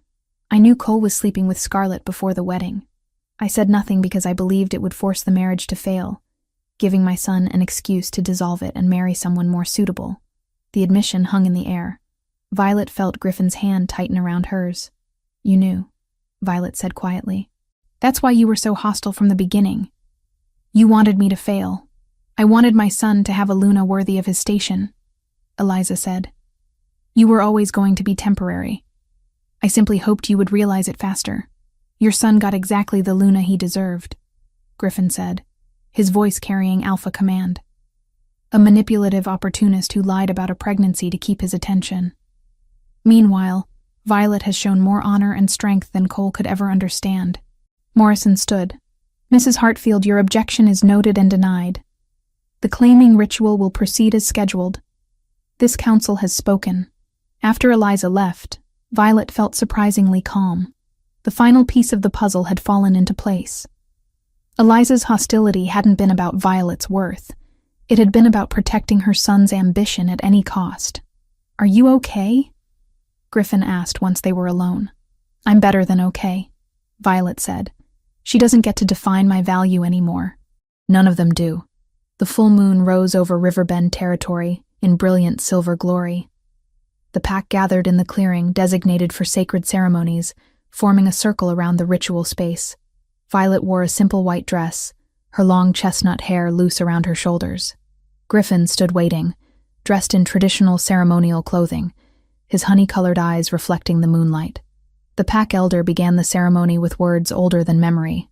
"We gather under the moon goddess's light to witness the bonding of two souls. Griffin Westbrook, Alpha of Riverbend, and Violet Hayes, do you come freely to this claiming?" "We do," they said in unison. "Then speak your truth." Griffin took Violet's hands. "I claim you as my mate, my Luna, my equal in all things. I vow to protect you, to honor you, to stand beside you in joy and in struggle. My wolf recognizes yours. My soul calls to yours. Before the moon goddess and this pack, I bind myself to you willingly." Violet's voice was steady despite the emotion flooding through her. "I accept your claim. I claim you as my mate, my alpha, my partner in all things. I vow to stand with you, to support you, to build a life beside you. My wolf recognizes yours. My soul calls to yours. Before the moon goddess and this pack, I bind myself to you willingly." The moment the words were spoken, Violet felt it, the mate bond snapping into place like a golden thread connecting her heart to Griffin's. It was nothing like the hollow farce with Cole. This was real, powerful, sacred. She could feel Griffin's emotions as clearly as her own. His love, his joy, his absolute certainty that she was his. The elder smiled. "Then by the moon goddess's blessing, I pronounce you mated. What the goddess has joined, let no one tear asunder." Griffin pulled Violet into his arms, and when they kissed, the pack erupted in celebration. The bond between them pulsed with shared happiness, and Violet felt her wolf rise to meet Griffin's in perfect harmony. Later, in Griffin's private quarters, they lay together beneath the moonlight streaming through the windows. The claiming was complete, the bond forged. Violet traced patterns on Griffin's chest, marveling at the certainty she felt. "I never thought I could feel this safe with someone," she admitted. "This scene, you never have to hide with me," Griffin promised. "Not ever." The next morning brought an unexpected visitor. Theodore Hayes stood at the pack house door, looking older and more uncertain than Violet had ever seen him. "May I speak with you?" he asked when Violet answered. They sat in the garden, the early morning air crisp and clean. Theodore struggled to find words, his hands clenching and unclenching. "I've spent the last month thinking about what I said to you," he began finally. "About Catherine. About how I let a ghost steal my relationship with my living daughter. And I realized I've been a coward. Dad, please let me finish." Theodore's voice cracked. "You deserved a father who saw your value, who celebrated your strengths, who protected you instead of using you. I gave you none of that. I sacrificed you to fix my own regrets, and I almost destroyed you in the process." Violet felt tears burning behind her eyes. "Why are you telling me this now?" "Because I watched you fight Cole in that clearing, and I saw the woman you've become despite my failures. Because you deserve to know that your worth was never in question. Only my ability to see it." Theodore met her eyes. "I'm sorry, Violet, for all of it. And I understand if you can't forgive me." Violet was quiet for a long moment, feeling the weight of years of hurt and disappointment. But she also felt Griffin's presence through their new bond, steady and reassuring. She had built a life beyond her father's approval. His recognition of his failures didn't erase the damage, but it was a start. "I'm not ready to forgive you," Violet said honestly. "Not completely, but I'm willing to try rebuilding something. On my terms, with clear boundaries. I'll take that," Theodore said, relief flooding his expression. "Whatever you're willing to give, I'll take it." Griffin appeared in the garden doorway, and Violet felt his question through their bond. She nodded, and he came to sit beside her, his hand resting supportively on her shoulder. "This is my mate, Griffin Westbrook," Violet said, and the pride in her voice was unmistakable. "And this is my pack now. If you want to be part of my life, you'll need to respect that. Theodore extended his hand to Griffin. Thank you for seeing what I was too blind to recognize. For giving my daughter the support she deserved. Violet saved herself, Griffin said firmly. I just gave her space to do it. As her father left, Violet leaned into Griffin's embrace, feeling the bond between them warm and constant. She had lost so much over the past months, a marriage, her faith in her family, her sense of safety. But she had gained something infinitely more valuable. She had found herself. She had found her strength. And she had found a love that was real, chosen, and absolutely hers. Chapter 8. New Territory. 6 months after the claiming ritual, Violet stood at the podium in the Riverbend Community Center, addressing a room full of shifters who had come from 5 different packs to hear about the trauma rehabilitation program she had developed. Recovery isn't linear, Violet said, her voice steady and confident. Some days you'll feel strong. Other days, the weight of what happened will make it hard to breathe. Both are normal. Both are part of healing. She spoke from experience. The nightmares had faded but occasionally returned. The scars from her duel with Cole had healed but remained visible when she shifted. She had learned to wear them as evidence of survival rather than shame. After the presentation, pack members approached with questions and gratitude. A young female beta who had been rejected by her mate thanked Violet for making her feel less alone. An older wolf whose pack had been destroyed by rogues asked about joining the support groups Violet facilitated weekly. Griffin waited by the door, pride radiating through their mate bond. When the crowd finally dispersed, he wrapped an arm around her waist. You were amazing, he said, pressing a kiss to her temple. 5 packs represented today. Word is spreading about what you're building here. We're building, Violet corrected. I couldn't do any of this without the pack's support. Without yours. They walked back to the pack house together, their hands intertwined. The territory that had once been foreign now felt like home. Violet knew every trail, every landmark, every member of the pack by name. As Luna, she had responsibilities that extended beyond the rehabilitation program.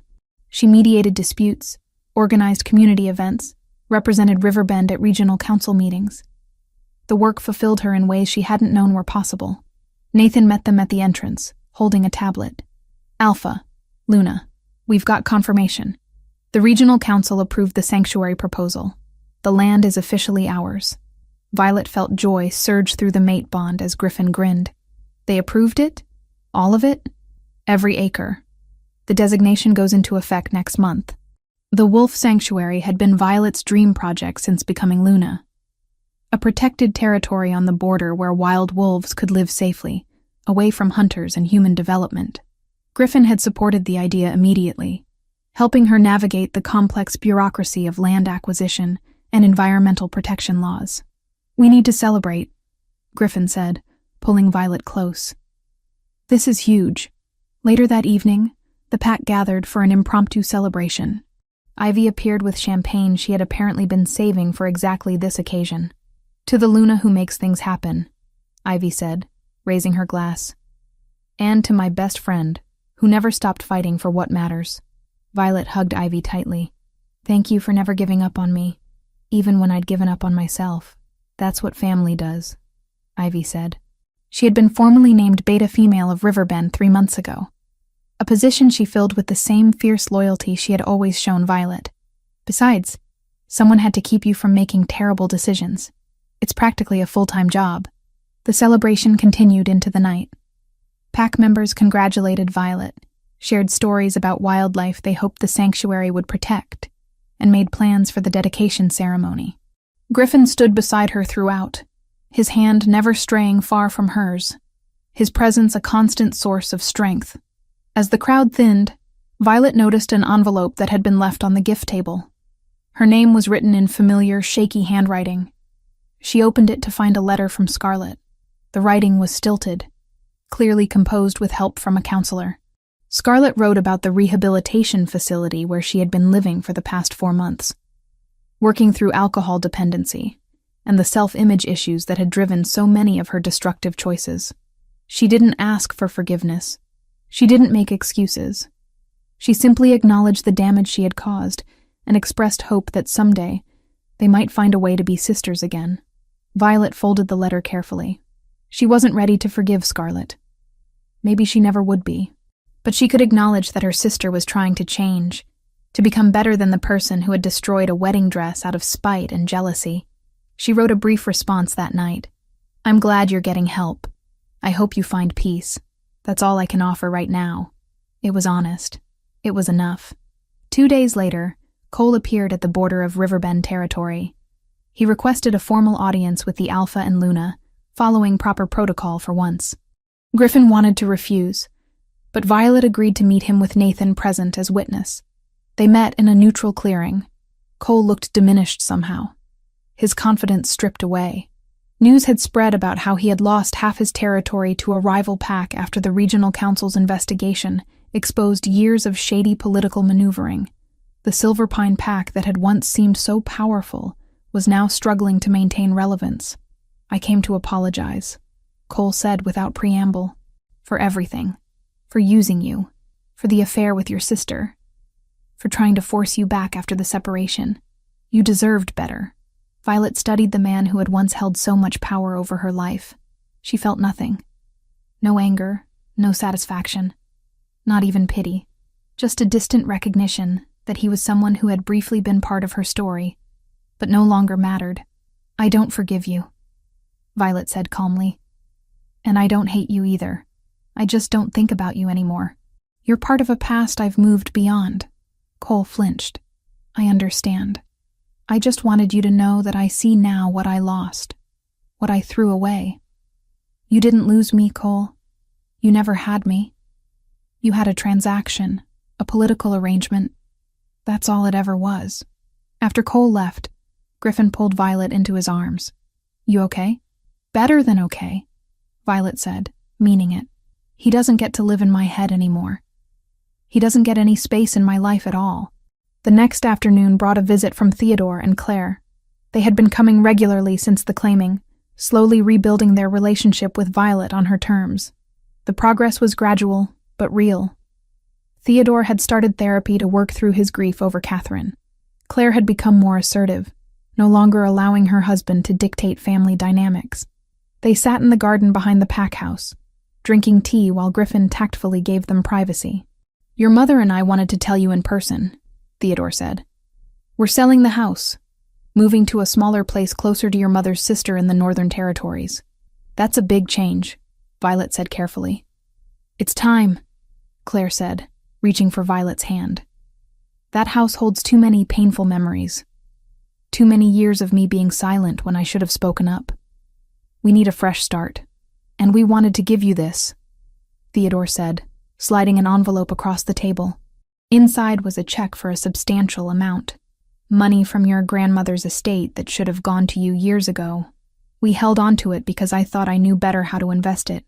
I was wrong. It's yours to use however you see fit." Violet stared at the check. The amount would fully fund the sanctuary for its first 3 years of operation. "This is too much. It's not nearly enough to make up for what we cost you," Theodore said. "But it's a start. Use it for the sanctuary. Your grandmother would have loved that." After her parents left, Violet sat in the garden for a long time, processing. The relationship with her father would never be what it should have been. Too much damage had been done. But they were finding a way forward that was honest, even if it wasn't close. That was enough. The sanctuary dedication ceremony took place on a brilliant autumn day, the forest ablaze with gold and crimson. Regional council members attended, along with representatives from conservation groups and packs from across 3 territories. Violet stood beside Griffin at the entrance to the protected land. A ribbon stretched across the trail that led into the sanctuary. Griffin addressed the crowd first, speaking about the importance of preserving wild spaces and protecting the wolves who shared their nature. Then he turned to Violet. "My Luna has shown me that strength isn't just about fighting. It's about healing. It's about taking something broken and making it whole again. This sanctuary represents that vision, a place where what was once threatened can now flourish. It's my honor to give her the stage." Violet stepped forward, her voice carrying clearly across the assembled crowd. "6 months ago, I stood in this forest, broken and lost, convinced I had no value. Today, I stand here as Luna of Riverbend, as the founder of this sanctuary, as proof that our worst moments don't define us. They refine us. They show us what we're capable of surviving and what we're capable of building from the ruins. She took the scissors from Nathan and cut the ribbon. The Hayes Westbrook Wildlife Sanctuary is officially open. Applause erupted. Griffin pulled her into a kiss that made the crowd cheer louder. Through their bond, Violet felt his absolute joy, his pride, his unwavering love. As the crowd dispersed to tour the sanctuary trails, Griffin and Violet walked to the highest point of the protected land. Below them, forest stretched in every direction, wild and beautiful and safe. "I keep thinking about that wedding dress," Violet said quietly, "the one Scarlet destroyed. At the time it felt like the worst thing that could happen, like an omen of everything that would go wrong. And now?" Griffin asked, his arm around her waist. "Now I think maybe it was exactly what needed to happen. That dress was for a marriage built on lies. I needed it destroyed so I could find my way to something real." Griffin turned her to face him, his honey-colored eyes warm with love. "You found your way to yourself. I just had the good fortune to be in your path when you did. Best trespassing incident of my life," Violet said, making him laugh. They stood together, watching the sun paint the sky in shades of gold and rose. Below, wolves moved through the sanctuary, already claiming it as their home. Ivy was giving a tour to visiting council members. Nathan was coordinating with rangers about patrol schedules. The pack was thriving, and Violet was part of it. She had lost so much over the past year. A marriage, her faith in her family, her sense of safety, but she had gained infinitely more. She had found her strength, her purpose, her true mate. She had learned that being broken wasn't the same as being defeated, that healing was possible, that she deserved love that was real and chosen and absolutely hers. Griffin's hand found hers, their fingers intertwining as naturally as breathing. Through their bond, she felt his contentment, his certainty that they were exactly where they belonged. The future stretched before them, full of possibility and promise, and Violet was ready for all of it.